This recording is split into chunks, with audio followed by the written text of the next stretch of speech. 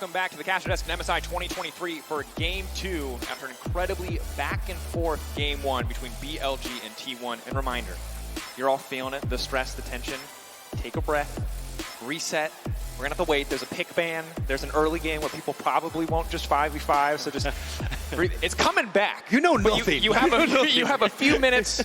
Take that time to relax. You know what I'm saying? Get some more Smite fights here. I love to see it. Owner keeping T1 hopes alive, stealing the Baron, stealing the Soul, but it wasn't enough. BLG just too good and so much built up around fully embracing these bot lane carries. That is how you're going to win the game. You have to put everything into it. And I'm really curious to see how we actually mix up the drive coming into this, right? Because we got the Jinx ban coming through from BLG. Do they try and stick to that? As well, when you look across at things like the Annie, I really don't think you can give it to Yago. Yago hasn't really been having the best performances at MSI, but when most of your content is, you know, pick champion, click on them, and do your job, well, it works out really well. So I think getting rid of these champions are definitely going to make it a bit of an easier time for T1, especially in those early skirmishes where Annie was just popping off. Well, I think the number one question for me is that Jinx ban. It shifts up the AD carry meta immediately. We've seen it just turns into a Zeri for Xayah trade more often than not, and BLG came ahead on that trade previously.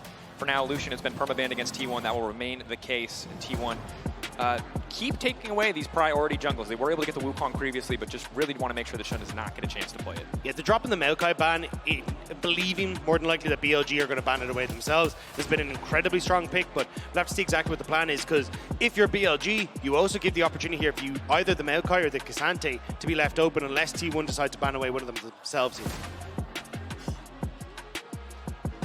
All right, are they going to slam it down? I personally think that Lulu is just such a big problem too.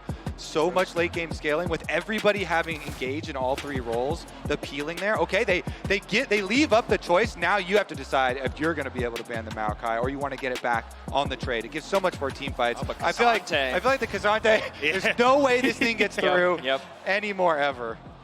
All right, what is the response now from the side of BLG? Well, I'll hold my breath, audience, Copperbox. Just take a breath. They're not there yet, but the Jinx has been the prio pick. It's been the premier option. Once both AD carries are familiar with the power of the Aphelios, I think Jinx just becomes the immediately stronger pick, and BLG going to prio it. And usually you get to see something like a Sejuani coming out here, at least from the LPL teams, because the idea is, hey, look, I can just stick a big beefy frontliner in the way of that Maokai ultimate, and now we have the Jinx that's got that long range, and let's just try and play for that, where we can kite back and always have that Sejuani ult to start off fights on our terms. But with the Lulu taken as well, you're looking at a very strong bot lane for BLG. Now we've seen this tried before. When you give up the Lulu pick down there for bottom side to pick a Blitzcrank to make it volatile and look for kills, especially when you have the Blitzcrank plus either a Maokai or a Nautilus, and you have these two champions flashing forward trying to create lots of early kills around the early Dragon skirmishes. But I also have really liked when you go for the Braum looks. Okay, flex. All right, calm down, T1 fans. It's a flex. It's a flex. It could be bottom. It could be bottom. I think all right. The better look is for sure to flex it to bottom lane. Karia's Nautilus was amazing, okay? Karia's Nautilus amazing. So that's definitely the better look for T1. I know everybody, you can hear the whole crowd, everybody at home too, as soon as they see it, and it is FLICKR locking it in, but he can easily trade it to bottom lane and look for those hooks, those kills, same idea as Blitz. And that's what I was going to say. I think it's a great option as well, because you can give it down to the bot side, but it's also a takeaway from Yago. Yago has been trying to play this. It's very easy, kind of going back to that point-and-click style that we're talking about, and setting then up this Jinx for success. So it actually opens up your bans here as well, because it still fulfills that role of try and pick up onto the Lulu. So I do like it. Sion for Bin, though, very surprised that. I know he was playing at a huge amount after losing 2 ADG and 369 in the finals on it. We've traditionally seen him go, maybe play 1 or 2, but I want to go back to my Jax. I want to go back to being a carry. We'll have to see how this one's going to pan out, though. And I'm already making my level 1 plan now. Everybody is now so used to it. They're like, see Sion red side? Wait, okay, yeah. remember when I said your level 1. Yeah, remember saying when they weren't going to 5v5 at level 1? I was wrong, okay? It's going to be all about this bot side. And that's exactly how T1 responded against JDG, right? We saw JDG try and go for that invade, and T1 were like, all right, let's go. Fisticuffs up, we'll see what you can do, and then trading 1 for 1. We'll have to see if it's going to be a similar story here where T1 try and take that fight. And BLG, they're not surprised by the Nautilus flex. They're keeping their eyes open. As soon as you have the Maokai, everybody always thinks of AD mid laners, the Jace, the Tristana. And they're like, you know what? It could very easily go there, so they ban away the Tristana. They're more scared of that one. And they cover both bases, so they don't want to let through that blitz I was talking about for the double hook composition here. Keeping that option open, though, to see where ultimately the Nautilus is going to end up. I think it's a good call out. passed on over to FLICKR. I mean, does he have another AD mid lane option that he wants to go for? Will he go for the Jace, or will they just be content with putting him onto utility and finding another carry angle elsewhere? Is this a game where we see perhaps a Kindred come in again, certainly good against a lot of the tanky front lines, but not a champion who has looked good whatsoever in the past few days? Instead, BLG gonna be the ones to grab the Kindred for themselves. Now, Elk literally had Kindred banned against him 15 games in a row in LPL. We are saying if someone's going to play it, you can give the pass to Elk. He's an exceptional Kindred. Yeah, Shun is absolutely insane. Yeah, we know where you're going. Shun has been picks at 4. Elk. Yeah. So this has been a massive pick for him. Even when he initially joined IG, everyone knew him coming up from the LDL that this was the pick for him. And it was something that we tried to see Rookie facilitate to a certain amount when he was on Invictus Gaming. Now BLG get to bring it out. But, I mean, look at that composition that you see coming through. Now with the Jace, going to have good push in the mid lane for FLICKR. You get Zeus onto this Kennen who can just try and dive in onto the back line. Shun is going to have his work cut out for him. You've got it in my head now. He who holds the champion occupies your brain space. This is an insane Sylas angle, though. Maokai ultimate, Nautilus ultimate, Kennen ultimate. Even Kennen ultimate. Insane ultimates to seal here for Yagao. And see where they want to ultimately swap this one, what the angle is going to be, but certainly a lot of explosive team fighting potential on the side of T1. Jace a bit of a volatile mid laner.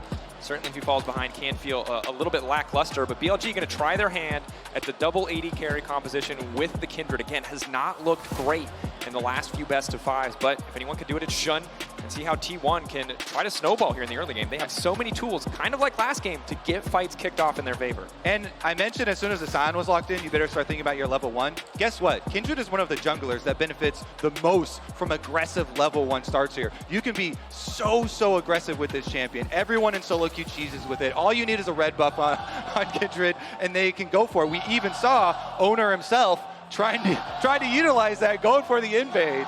So let's see about it. Will BLG be able to get off to a crazy start? I'm really curious to see how BLG can make it work, though, because you need to hit the ground running. If FLICKR ends up, getting push in mid and then is able to facilitate a lot of this potential 5v5, that's exactly what we saw against JDG in that game too. So we're excited to see if T1 will just take the fight once more, or if you can end up in this split map situation that will benefit Shun so well.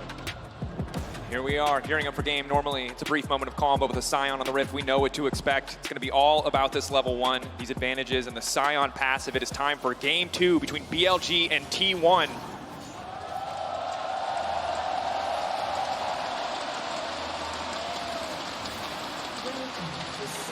Of course, here in the featured matchup presented by Mercedes-Benz, no surprise to see the supports called out. Carry again on the big playmaker on once again on the Lulu. See what they can do as we get closer to the team fights. But level 1 kicking off. T1, what is the answer here? This has been such a difficult strategy to really do anything against. Okay, if they keep Kennen topside, I want to see Zeus pull the minion wave to try and focus the minions so that you can get it pushing towards you and deny the Sion. But it looks like they might go for a re-entry. All right, they just ward up topside Raptors. BLG doing the same here, dropping the ward on Krugs, dropping the full ward here, up by Raptor Brush, and wrapping around for the Sion pull. Nobody is surprised. Kind of just waiting to see if T1 want to invade here, if they want to contest this vision at all. I think it would be very risky to even walk forward. Now going to sweep out the ward, just a bit of poke over the wall on the carry. That damage will stick as the creeps are coming into lane quite quickly. So BLG will be uncontested on the start. Can they find the follow-up dive as well? Guma and Carrier, do they want to try to match here on the level 1 around this brush? For now, the answer is no. So it looks like BLG going to be able to get this off. Gumayushi and Carrier starting to wrap around, though. Will be spotted by Bin. Showing about to hit level 2 here. Bin walking out. Sion, hands down, the most obnoxious level 1 champion in the game. And just looking at the mini-map, Zeus is just going to push the wave here on Sion. So topside, T1 is trying to get waves pushed in instead of trying to pull for a deny. Krug fight. Gonna get the smite down there. Ben still level 1. Guma taking a lot of poke. He pulled the red buff to reset it, crucially denying Kindred that red. But now 3 members on the side of T1 on the bottom side of the map, but it's a 4v3. Stepping in, spotting Owner now. What is the actual angle here? Elk crashing this wave, but Guma's not getting any experience. And that's the big one here. Guma missed that entire first wave. He's missing the second, so even if BLG don't get the dive, they're still making Guma lose so much.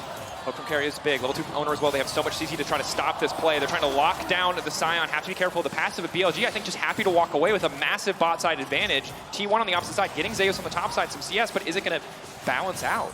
Honestly, it is pretty big. This one is the most delayed the Scion has been, with getting the least amount of value. On the top side, he was able to bounce the wave off of the turret already, was able to deny it. So Zeus up 2 minion waves before Bin even arrives, and Bin didn't get to do the Scion death, go for dive, get any extra kills here. Kennen can have such a big impact.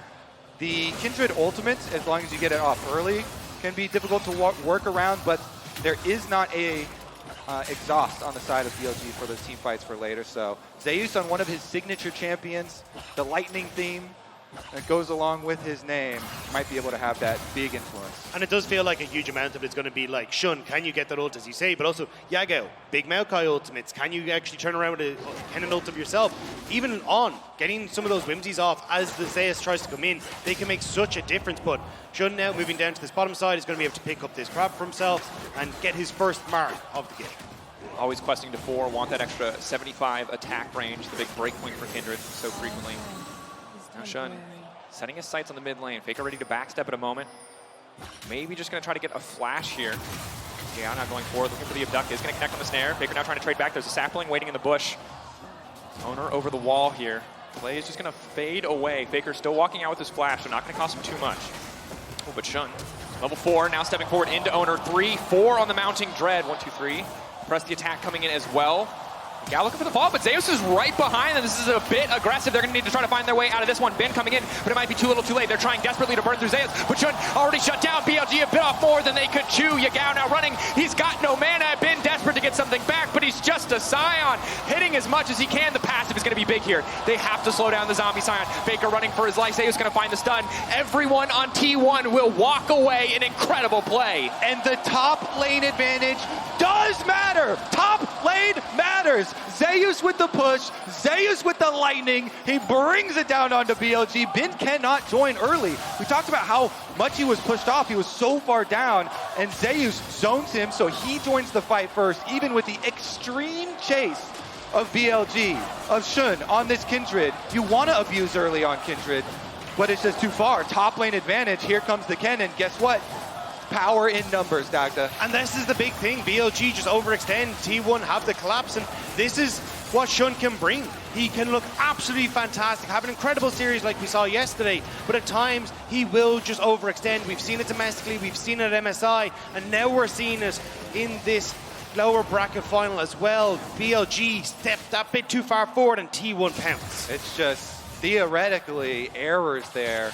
So much invested from BLG on the bottom side of the map with their level 1 invade, and making it painful for Bin. He's sitting up there on Scion, so far behind, and then they decide to fight and over chase into that side of the jungle. Maybe a mistake they couldn't afford to make, but again, mounting Dread connecting. Shun, does he want to keep this one going on now, flashing in there, fully committed to taking out the support, but he can just hook the wall and walk away. Owner here as well. BLG getting a little antsy, it feels like. Over-forcing here, both on the bottom side and on the top side. Yes, they get the flash from Keria, but they commit a lot of resources to make it happen. Keria's got Hex Flash, so he's actually not too worried about that one, but we're staying active. Shun, Shun, Shun. Trying to find a way in the mid lane. Gao, level 6, now coming in. We're going to wait to try to find the angle on the stun. FLICKR now dashing out to safety. There's the follow-up. 1-2 on the mark. Mounting Dread going to connect. Looking to cut down FLICKR. Yagao getting it on the backside with the chain lash. The second proc just barely getting onto FLICKR there, even with the flash. And I didn't think that was going to work. BLG, no flash on Yagao, no flash on Shun. But FLICKR, that bit far up in the lane, and Shun with the revisit will pick up the kill. Staying very active on this Kindred, ganking every single lane. I mean, technically, I guess we'll say the top lane chase was into a top lane play, but get some money right back there for BLG. FLICKR, no flash on the Jace 2. So you're always thinking about repeat visits, because Yagao now level 6 on the Silas. So Owner has to be very careful whenever he shows around this mid lane. Yes, you want to throw saplings. Yes, you want to get vision for FLICKR. But if you show too close to Yagao, then he gets to steal your ultimate, one of the best ultimates in the game. But it's anyone on T1 that shows up essentially gives a good ultimate. Hey, Nautilus, can you help? No, sorry, I don't want to give that across. Hey, Zeus, can you help? No, I don't want to give that across. And now BLG find Bin on that top side as T1. Start to move in, Owner in position, but looks like they will just back away for the moment. This is the big thing about the Scion. You can get the plates, but it's very hard to dive this champion. Rocket coming bot lane, trying to stop the back, get a little bit of a tempo advantage here, but not going to come through. Guma getting a clean reset. Jinx able to make it in time. Elk going to grab that CS there. And an interesting game. Topside for T1 so very much in their favor. 2 kills for the Maokai feels excellent. Tied up in CS, been very far behind. But the bottom side for BLG, the mid lane as well, definitely looking in their favor. But that's why I like what T1 are doing. They're like, hey, look, let's try and get as much vision down as possible. You can see the ward that spotted out shown on Krugs. Owner actually looking for the invade here off the FLICKR's presence in mid lane. And even just getting saplings down so you can spot out Shun's route. Now you know for a fact that Shun's winning on bot side. So I imagine you'll see bot lane playing very passive, especially with Rift Herald about to come up. Looks like Owner just got a trade, knowing that he saw Shun go bot side. Honestly, love this from Owner. I also love his build, by the way. I'm not a big fan of the first strike Maokai. You know, yeah, going for the DPS and trying to get really early demonic. I'm much bigger fan of the tank Maokais here, and Phase Rush makes it so much easier to play the mid game, play those team fights as well as the skirmishes, and he's going to be able to pick up the Rift Herald on top of those kills. The thing about Rift Herald, it gives you a lot of gold. It's also a lot of concentrated gold onto the jungler, and that is solo pickup for him. So this is going to be a very beefy Maokai, a real frontline Maokai. And I think he's going to be able to empower Zeus even more here. The fact that you have nearly double the gold for Zeus versus that sign of 1,700 to 3,200 for Zeus. You've got plates that are falling in that top side. You can wander up there as Maokai, pop down that, and just make sure that this Ken is going to be huge. Rocket Connecting. Oh, maybe overstaying, putting a little bit. Guma immediately going to find the snare. Polymorphed and forced back. Ulti coming in. Good damage on Elk, and he snipes him. They're just between the minions. That was a duel at high noon. Oh my God. Oh, Elk caught out immediately. The Lamb's respite, but he's pushed out. Carrier and Owner making it happen on the bottom side. Carrier yoinks him off the Kindred ultimate under the tower. T1 answer. Meanwhile, in the mid lane, 1v1, Yagao versus FLICKR, but again, Yagao out of mana. No avenue left there as first strike comes back up. Bloodbath on the bottom side. Oh, Daga, that was so beautiful. The AD carries drawing in the duel down there. Ultimate for Zap. It's the Zap gap, right? Just barely manages to squeeze it through, but so well done. Elk getting that kill. Nice return, though, with Carey, as he said. Just barely managing to get that hook outside of the range of that Kindred ultimate will get the kill, but Elk now starting to rotate up. This is something we see a lot from the LPL teams where they're like, cool, we just want to get this Jinx as much gold and solo XP as possible. So, well, not solo at the moment, but they're going to see if they can get onto Zeus as he continues to push in.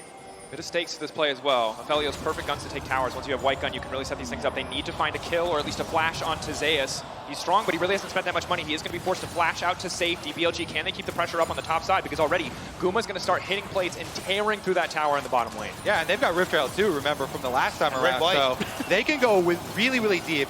I'd love to see a double turret charge here for T1.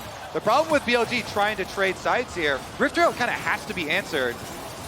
And that's the thing, you've got red-white here for Gumayushi. They clunked down the Herald. It's nigh on impossible now for you to actually match this as BLG. So T1, even though we got the dirty kill, they're going to get a ton of gold back onto Gumayushi. Yeah, secondary charge is even more critical. Secondary towers here on both side lanes being buffed up to being 800 gold for your team. So much value if they can get the 2-for-1. The charge gets off. They see Bindo and they're going to back off. No need to overcommit there, but you can see moments ago it was almost 1,000 in the favor of Elk. Now shrunk significantly down to about 600. The big thing, though, is that BLG actually do manage to trade both side turns, right? Yes, you get the charge onto the tier 2, but you don't have a huge amount of pressure down there at the moment. So at least at the moment, BLG are answering turn for turns. Yeah, it is very greedy, but that's why I really like to see teams fully commit to trying to get that secondary turret. The rewards are huge. Here it is. That's what we're talking about. It's an ult shot for a zap shot. That minion just betrayed him. It just walked out of the way. He said, nah, I'm good. Whoa, that's crushing. The reverse creep block. It's like, bro, I tried to, but you're just in the way. There you can see the turn. I mean, it looks so good from Lameless Respite, but immediately the arcane smash backwards into the hook, keeping him there, or the passive rather. But now on the top side, ult traded for ult. Zeus versus Yagao, but there's so much backup here. Zeus had a massive advantage, but Shun looking to take him down. I mean, great job from BLG. Immediately the roam up, and again, look at what they're doing with this Jinx, constantly keeping her solo. But Bin is also solo, and there's a lot more T1 members around. Just waiting. Looking for an angle to ult, trying to get away from the Maokai. Body blocks coming in, though. I don't think there's a way out of this one. It'll take him a little bit of time to tear through that health bar on the Scion. Bin flashing and ulting! The body block coming out as well. Owner going to trade flash for flash. Going to try to eat the wave here as soon as he goes zombie mode just to stop any further pressure from T1, but a clean pick on the bottom side. They will manage to pick up the kill, but you can even see Yagao pushing in that top side. Elk getting pushed in the mid as well. So nice one for T1 to manage to get that kill. Just have to see if they can try and push that forward and actually threaten that tier 2 as Elk is in that mid lane. You even got the roam from Carey as well. BLG really need to respond to this bot lane pressure. FLICKR stepping forward, doing a good amount of damage. Zap coming back in. Gale Force forward from Elk. Elk takes those. 2-level disadvantage, but the Gale Force power spike significant enough that he can turn that one with On backing him up. And now BLG looking to get control on the bottom side of the river. 1 second left on Elk's ulti. Does he? It's a long time between the chunk and the recall. He's not going to go for it. Few seconds barring that one, so FLICKR gets it off. FLICKR gets his Eclipse. Crucial to have. We check in 13 minutes into the game. 1,000 gold in favor of T1. A lot of that still on the Kennen. See massive difference there on the top side. Elk pulling very far ahead of Guma. We've seen more often than not this meta all about engages and all about carries. Currently Elk has the edge. See what Zeus can do versus Yagao on the bottom side in the 1v1, getting closer and closer. 35 seconds till the Ocean Drake. Stacking has been big in these longer games. That stop onto Shun is huge, though. He wanted to reset and get his Kraken Slayer. Now going to be late to the party. You can see he's trying to reset. May even stop it again here. Shun hasn't been able to reset, whereas you look at the Radiant Virtue already there for Owner. This is going to give a ton of presence here for T1 in the river as Dragon's about to spawn. T1 have the push. There's a ward in the mid lane. Elk just trying to lay down a little bit of poke. Yoink.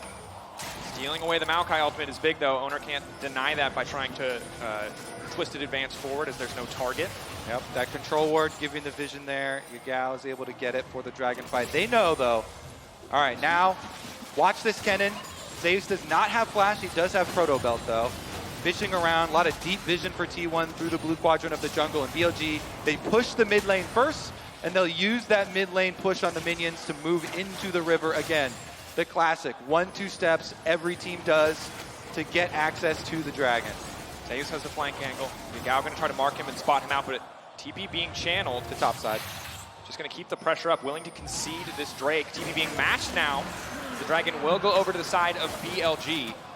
A lot of members of T1 moving up towards this top side, though. You can see Keria was thinking about going for something on the top. He's locked up under the tower. Bin trying to fire back. Oh, he just 1v1s him. What? Let me see the beginning of that. Check the tapes.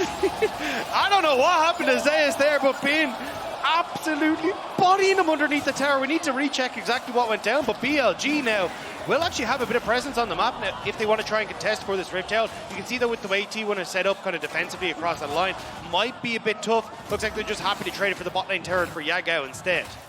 Getting that extra pressure, and again, we'll have to take a look back on what exactly went wrong there, but Sion definitely a champion you can't afford to overstep against, under tower at least, so the deficit not mattering here is Zeus maybe overconfident. Minion wave, look at this minion wave. Oh, he walked into it. He pressed Q! What? He walked into it. That's a big oopsie in a very high-stake game. Bin seems unfazed and unsurprised. And unlike Licorice, that one actually happened. I can't believe that was actually insane. The fact he managed to get that one, it was just nuts. T1, massive mistake. And now for BLG, they actually start to get decent control again onto this top side. You can see they're starting to rotate as Elk around. They want to try and get that push and continue to get this gold into Elk. As long as he can stay safe, he's going to be in a good spot. Jack Shone now picked up for Bin as well. He's going to write a lot of that gold that Zeus had in the lead for. I love it when we get the Bin cams and he's just shaking.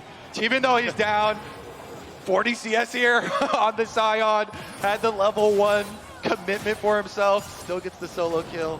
Yeah, and I think even for Zeus, this is crushing because you were the one really strong point of the map. You've now been isolated and picked off twice. One, commendable play from BLG that time, just a mistake from Zeus. And in the beginning of the tournament, Kennen was not a priority for the LCK or the LPL, but for LEC, for LCS, we prioritized very highly, and it looked not very impactful. I thought that we'd see something different from Zeus, but it's really hard, it seems, to transition these Kennen advantages out of lane, especially against a team like BLG. All right, well, he is level 11, does have flash. BLG, they're going to be marking him, though. You always want to send a mark over there, keep vision of him. Doggy, you mentioned the Lulu polymorph possibilities there.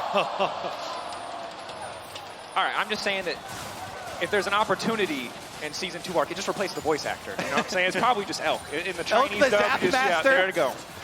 Give him the opportunity to try out. Elk could be in trouble now, though.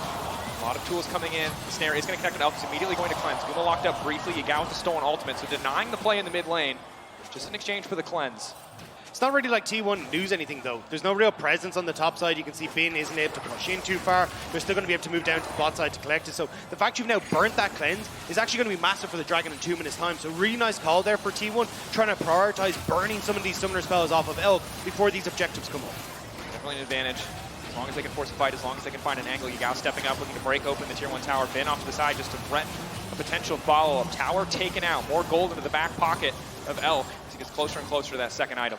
Nice force there from BLG. Topside push in, they rotate over, bully down this tower, and more money into the Jinx. And you can feel the tension now because we're getting closer and closer. It's only 18 minutes of the game, but you know the big 5v5s are right around the corner. A lot of the lane advantages early on are going to start to fall away now as these towers fall, and it becomes more about grouping up 2v2s, 3v3s, and of course, fighting for the major objectives. A minute and 18 seconds. Now Cloud is on the table. Can't imagine either side going to rush to Baron too quickly here. I think for T1, the big thing they need to do is try and get some sort of flank positions here for Zeus. If you can get like a ward that isn't swept out, or like we saw in the last game, right? They were very good at trying to get these deep wards. Get that position for Zeus. He has flash. Maybe you can make some magic happen where you get access towards Elk, especially with that cleanse being down. But I think it does just become so difficult with how the map is set up at the moment. Elk has mid-prio. Yeah, go back out into the map first, so he's pushing bot side. So it makes it quite hard for T1 to really get that presence on the map to start to get these deeper wards. And the reason everyone has joined the ruler school of thought of this Jinx over the Aphelios is that range advantage. When you've got Jinx with the fish bones, with the lethal tempo stacked, especially once he's able to get his rapid fire cannon, and you've got a Kindred peeling, a Lulu peeling, this massive frontline peeling for you can be so hard to crack that team fight. And the massive gold advantage here, almost 1,500 for Elk, really funding that power. And Elk only about 600 gold away from being able to complete his Infinity Edge, just the pickaxe and the completion cost. Staying in front of him. Herald going to be used in the mid lane. Expect the charge to get off. Not a lot of tools to deny this one. We'll see. They're cutting it down very quickly. And how many times are we going to see a Herald not be able to charge here in this best of 5? Well played by BLG to deny that. There's just not much of a response here from T1. They're trying to see any sort of angle they can get on the map. If you could get that mid lane turret down, yeah, sure, then you can get that vision that we were talking about. But BLG deny it well. Kindred coming across the match with the smite, and now they get the dragon. T1 going to put pressure onto the tier 2, but you can already see the resets coming through. They're not really going to get much damage onto this top tower. Only thing BLG really want to fish out here is a nice, easy spawn on a Kindred mark. We're still sitting on 3 marks for Shun. Getting fourth is that critical one for the extra range. Then their team fight just becomes so incredibly hard to deal with. T1, they're still hoping for that big fight where they can get Maokai ultimate plus Nautilus ultimate locking down Elk to open up the space for Zeus to get inside. This does become harder though. That window of opportunity that we talked about where they'd burnt Elk's cleanse is no longer available. Elk's about to get that up. Yagao just completed his Anya's Hourglass as well, so he'll be relatively safe. And as soon as Bin comes into these fights and just stands in the front, it's like, well, owner, how are you supposed to get access to this back line? It's becoming a lot more difficult for T1 to operate, especially as soon as Elk completes this Infinity Edge. Yeah, T1 have to be so careful right now. They just have to play off of saplings and Faker empowered Shock Blast for poke. If you're able to get enough saplings around these objectives, you have to play so trickly around your vision. Faker now, he just completed his Muramana. It is transformed, so they're hoping against hope that they can get some actual good poke down, but it's going to be hard to get around Bin. And I think this is where we got to see the T1 Barons, right? I actually think it's your best bet is to try and start something at Baron, get a TP out of Yagao, because Yagao has been so consistently playing in these side lanes. And if you end up in that position where, okay, we can get a TP from BLG, well, then you have that opportunity to start playing the map. Maybe you can then have that numbers advantage that comes through in your favor, where you can start to push forward, start to always threaten that 4 versus 5, and BLG will be forced to back away. But it just seems so difficult at the moment with where BLG are positioned on the map. Yeah, and with the items in inventory here, it is Infinity Edge completed now for Elk with that big gold advantage. So T1, till Guma can complete his, he's going back right now. They definitely don't want to mess with anything. And BLG, they're trying to take advantage of that window, get their vision completed around Baron. Double 80 carries, I mean, the same play you talked about T1 making. BLG also have the option to make. They have a decent front liner, they can do a lot of damage. Still pretty early in the game, so a bit slower. And you can see that's the poke you highlighted on Forced to Recall here, maybe giving Keria an avenue to contest at least some of this early vision. But getting later and later in the game, the stakes are getting higher around these fights. It's the 1v1 on the bottom side. Yagao stepping in. He does have the Zhonya's, but trading ult for ult is a very good deal for BLG. Yeah, it's so worth for Silas. See what they can do now. Kennen is going to have to go back, heal up. Still has teleport, still has flash, but BLG again, sweeping through, clearing out that vision, clearing out those saplings. But the thing is, you're starting to get Shun, as you can see here. He's going to pick up another mark for himself. You're not going to be up towards the 4. Is that his fortress? Yep, that's yeah, 4, baby. Yeah. That's the one we wanted. Yeah. That was that luck coming in. Ooh. And that's where it's going to now be a little bit more difficult for BLG, because Shun's in a good spot. Trying to contest the mid push isn't quite there. And yes, you do have Owner, who is tanky, has gone for the Randuin's Omen. And I think that will help out quite a bit. You don't really want to get the LDR just yet as Elk. You oftentimes seen that push back to 4 items. But also the fact that you had to go Gale Force here doesn't mean you can substitute a lot of your damage with that true damage. The Gale Force is there for safety, trying to get in towards the Lamb's respite when needed, and it's a little bit of a window there for T1. Oh, but this is Elk, baby. I'm there. That Gale Force is there to be an orbital blast cannon going in for kills. He goes in. That's what he does. And we'll have to see if Elk can find another angle or if he gets over-aggressive here, because right now it does feel like BLG are pretty firmly in control of the map. T1 are responding, but the second that Yagao is able to take Zeus' ult away, so much of the T1's angles of attack, their fangs are essentially just taken out of the equation. And this is so much more patience than we usually see from BLG. They want to fight 9 times out of 10, and we're getting that like 1% where it doesn't really work out. They don't want to go for anything, and all they're trying to do is buy time for Elk. They know what side the bread is buttered, and as long as you can get Elk to the rapid fire, you get that Black Cleaver, which has just been completed for Shun as well. Now you've actually got opportunities to help shred that front line, get into a good spot, and make sure you can play for these team fights. The orbital blast cannon is online, fellas. And if he gets that first kill, then he's an orbital blast cannon on crack. Okay. There it is. Kobe setting the stakes for the fight. We've seen so much Jinx take over MSI. I mean, once you get the lethal tempo stack, the extra range, it becomes very impossible for Aphelios alone to win the 1v1 because you just get out maneuvered. Just be glad Milio's not allowed in MSI. Because that range, I'm happy every day that we don't have to see him there. That is some range. You don't even have to be in orbit at that stage. It's just a cross map. Cross galaxy. Why even pick Karthus? You have rapid fire Jinx with Amelia. So no Billy this time around. The Lulu, though, still going to offer a lot of support for Elk in the fight to come. BLG on the cusp of Cloud Soul. T1, it's not as impactful as Ocean, but still can be hugely impactful. Need to be ready to fight this one. Yagao on the flank. Zeus fishing. Has the ult up and available. Been an immovable object on the front line here. This is Soul. BLG just have to kill the minion wave, and then they can...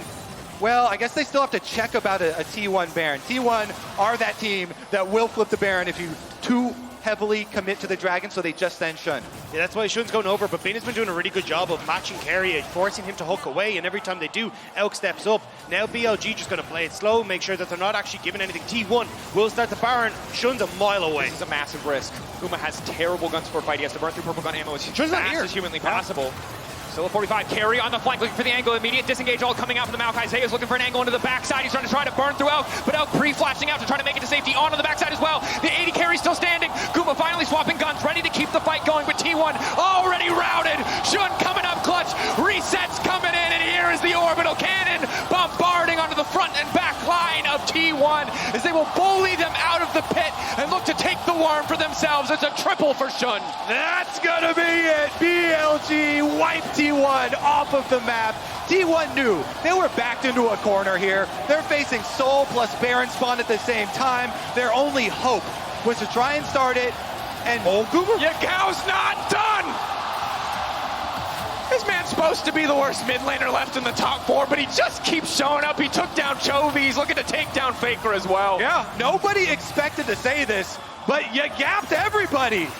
I mean, look, Two-Pace is looking real clean today. The fact that he's coming in and getting these kills onto Guma, you get the Annie in game 1 that looks great. He has a 68% career win rate on the Silas, and you're seeing why. Steals the Maokai ult, manages to draw the space there for Elk, and as you rightly pointed out, Elk gets the cleanse, flashes away from Zeus, so he's able to stay alive, outpaced them, and now Shun in the picture. No, T1, this is not your jungle anymore. Carrier cut down immediately. The stolen now going to come out. Bin with the follow-up, the blast cone. Will it be enough to take on out to safety? No, it will not. He's healing. He's giving everything he can, but the mounting dread for T1 just continues to get worse and worse. Shun now pushing in, looking to take out FLICKR, looking to go for the 1v1. The Lamb's respite up and available. The pressure, BLG will not relent. BLG looking to break open the base in game 2. BLG beat T1 in the first game with their style. They say we'll play the meta in game number 2, and Shun bringing out his pocket kindred to this tournament has looked fantastic, and T1 are going down. And just continuing the Gale Force under tower. He does not give a damn about Kennen or anything on this wrist ripped. He has the win in his sights. BLG breaking down the first tower, breaking down the second. It's Guma versus the world, but Guma will not be enough in game 2. Yagao on the backside taking his time with FLICKR. They can just end. The Lamb's respite buys Guma a brief moment to watch his own Nexus fall. It is BLG against all odds at match point. What is happening in MSI? BLG are dismantling Korea. That is what's happening. They take down Gen G, and they are in the process of taking down T1. Wow indeed. Well along in the process. Impressive performance, despite the positive start for Zeus. Despite the trades back and the over-aggression on the top side jungle, BLG holds strong in that early game. They don't give up too much more, and they're able to pull ahead as we get later and later. And a relatively bloodless game. A single fight really ultimately deciding that entire one. 4-4 kills for the vast majority. A completely different look here in game 2. Massive stuff here from BLG, even showing that they too can sacrifice top lane. They can play that Sion level 1 that everyone's playing. They can have Bin go down tons of CS, and they still can rely on Elk and Shun. Shun, who had that Kindred band at one stretch, was 15 games in a row. Able to pull it off, 8 kills in the end, legendary fully stacked bounty on his head. And it's incredible to see from BLG, as you say, like Bin didn't really play much of Sion up until he got beat by 369 in finals. Like, right, I need to add this to my champion pool. I need to make sure that I'm able to play this front line. And the ability for him to sit at that front stage, forcing carry away, stopping any sort of engage coming through, and just opening up in these fights for Elk, like, it was so well orchestrated by BLG. And as much as I'd love to continue talking about this matchup series, we'll get our chance in game 3. For now, let's send it back over to the analyst desk to break down game 2. I have a feeling you're going to need your energy going forward, and hopefully for a few more games. But I gotta say, in terms of momentum, in terms of that feeling that whatever you throw at BLG, they'll be able to counter it.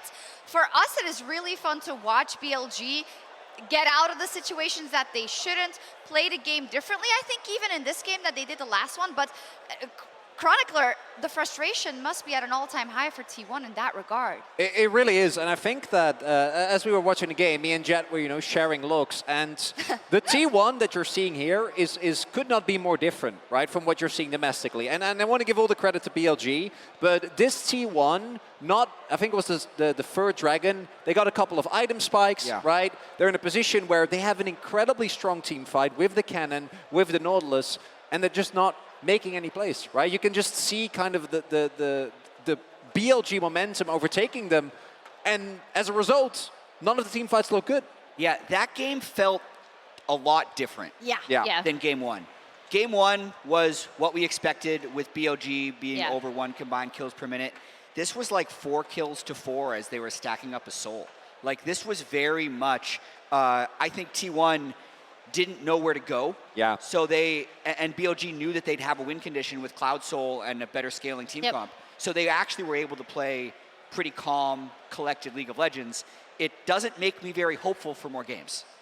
Yeah, so the massive thing here was because they started with that Sion swap, right? Which set Bin like super far behind. Yeah, in average, without including play-ins, he's been about 470 gold up on his lane opponents. Today he was down 1,152. But the big thing that you already pointed out is the Drake stacking, right? The ability for them to have such a large bot side control, funnel goal into Elk and stack Drake. And what is really big here is that the teleport is already down here, right, for the Sion. So take that in mind as we see the outcome of the skirmish. Basically, even with Zeus not hitting everything, goes as favored as you could want to. Yagao doesn't have mana, and Bin flashes in, tries to salvage it, doesn't get to go back. And I have seen T1 get smaller leads domestically, then take that lead and dive and dive and dive. Play on every single Drake, play on every single objective. And the fact that they have an early game like that and then don't get to do anything with it is really, really worrying if you're a T1 fan. Absolutely, because in this situation, you have T1 with the Kennen, who's level 3 before Sion gets to lane. Yep. He's also 3 plates and 2,000 to 3,000 gold ahead. You have a Maokai who rushes a team fight item in Radiant Virtue, and then they're never able to fight. What I think has been common, though, between both games is a very early game strategy for BLG to get their bottom lane ahead. Yep. Because that means Keria gets taken out of the game because he never has prio, he can never move, and Zeus, who is supposed to be able to either bail out bottom lane or carry himself, completely fell flat. Oh. Right on his face. Come on, him getting killed in the top. I mean, we were watching it. We were like, is this really happening? Is Zeus really falling to this? That's crazy. And it comes off of the back of him being one of the best players in the previous game on the Gragas, right? Didn't end up being enough, but he did such a good job there. And it is something that Zeus has been struggling with, right? When we get to these extremely high pressure situations, he's playing one of his comfort champions, gets an early lead, and then walks into a sign queue. I'm also seeing a little bit of a trend that I might be like a conspiracy theorist or whatever, but yesterday we were watching the game and I remember you were like, oh, Yagao's not having the best game yet. On Ari, he's not getting those key charms, but then there was a follow-up which always killed Gen G. Here it was like, oh, oops, didn't work out for Sion. Oops, he's behind. Bin can't do anything, but it doesn't matter because they have the other plan. They have the Kindred, they have the Drake stacking, and they make it so that T1 cannot do anything with that first with those first kills, rather. Yeah, and they touched upon it on cast. I do want to shout out, again, Shun and his Kindred. They already talked about how it is a pocket pick for him. It is his 5th most played champion career-wide. He has about a 65% win rate on it.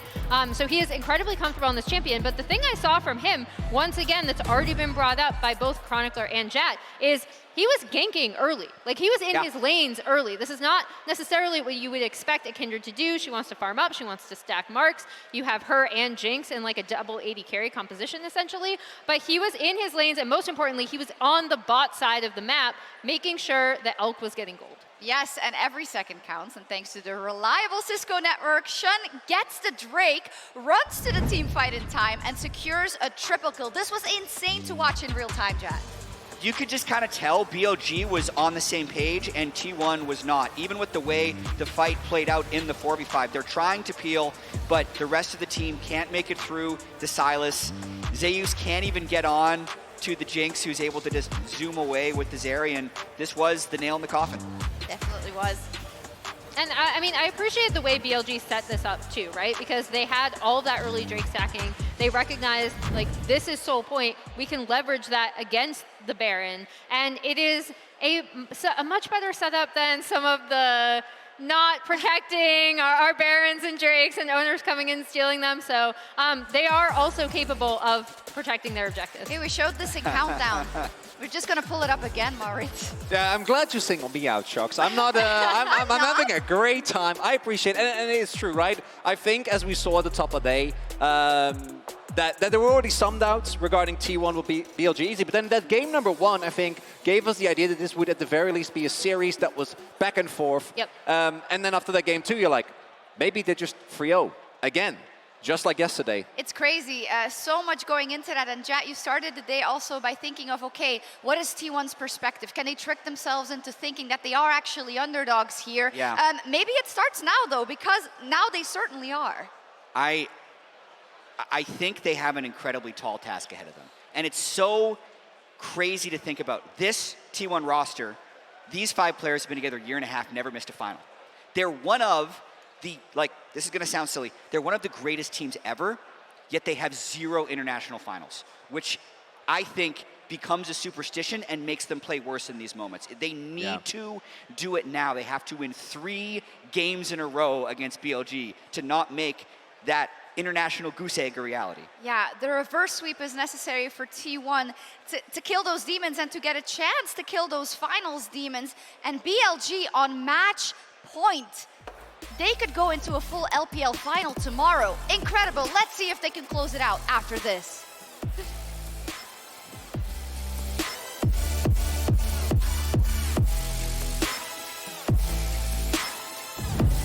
That was a duel at high noon. Oh my God. Oh, caught out immediately. Lamb's respite, but he's pushed out. Carry an owner making it happen on the bottom side. Thinking about going for something on the top, and He's locked up under the tower. Ben trying to fire back. Oh, he just 1v1s him. The 80 carry still standing. Guma finally swapping guns, ready to keep the fight going, but T1 already routed. Shun coming up clutch. Resets coming in, and here is the orbital cannon bombarding onto the front and back line of T1. Yagao on the backside taking his time with FLICKR. They can just end the Lamb's respite, buys Guma a brief moment.